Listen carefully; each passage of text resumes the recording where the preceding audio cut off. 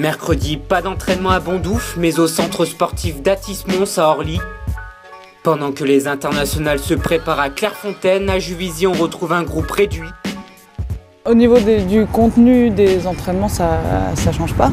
Après, c'est avec le fait d'être moins nombreuses, le fait que les internationales naturellement apportent de l'intensité dans les entraînements, etc. On aurait peut-être tendance à se laisser un peu aller, mais c'est justement là qu'il faut se forcer à garder le sérieux et à garder l'intensité. Dans le fond, il n'y a pas grand-chose qui change parce qu'on essaie justement de faire en sorte de travailler sur le même principe. Donc de garder de l'intensité, de continuer à bien travailler quand elles ne sont pas là. On a fait un bon échauffement et après on a travaillé notamment sur les transmissions de balles et les coordinations entre le passeur et le receveur. Pascal Gouzan indisponible, c'est Aurélien Play, coach des gardiens, qui dirige la séance.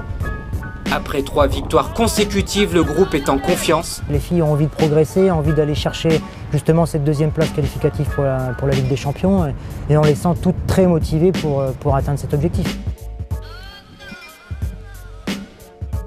Dire à CC que ça nous fait des vacances quand elle n'est pas là, il y a moins de bruit. Sinon, bon match contre la Suède, on sait que c'est une super équipe et on est plusieurs à venir les soutenir à Amiens samedi, donc on sera là et bon match.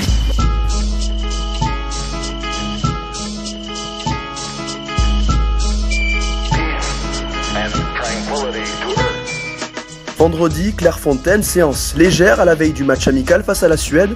C'est avec le sourire que Camille Catala retrouve l'équipe de France.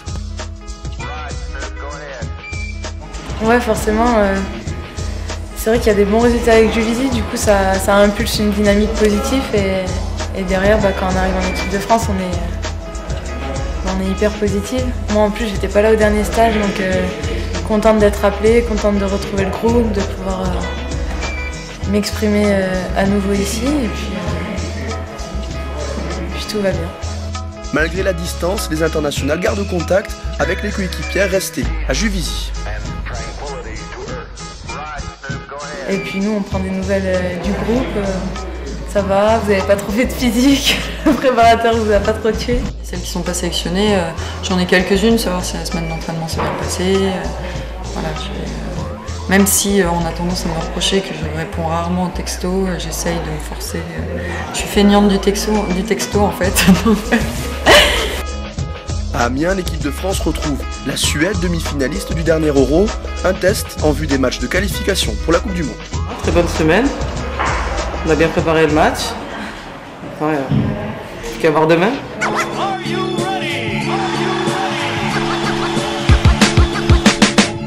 Amiens, 21h, si les Bleus s'imposent, elles pourront doubler les Suédoises et passer 5e au classement FIFA.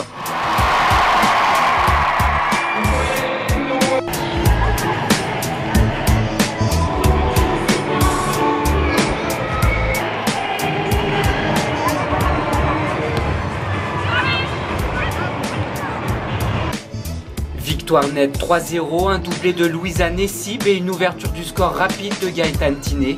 Il y a Hello qui arrive en percussion et qui met un bon ballon bien synchronisé avec mon appel et voilà, je m'enroule un peu autour de la défenseur. Je me trouve face à la gardienne et puis voilà, je tire pour mes poteaux. Je vois les filets trembler donc je me dis qu'il y a but. Satisfait pour les filles parce que ça fait 5 mois qu'elles bossent comme des folles. Donc voilà, s'il y a un grand coup de chapeau ce soir à donner à quelqu'un, c'est à ce groupe.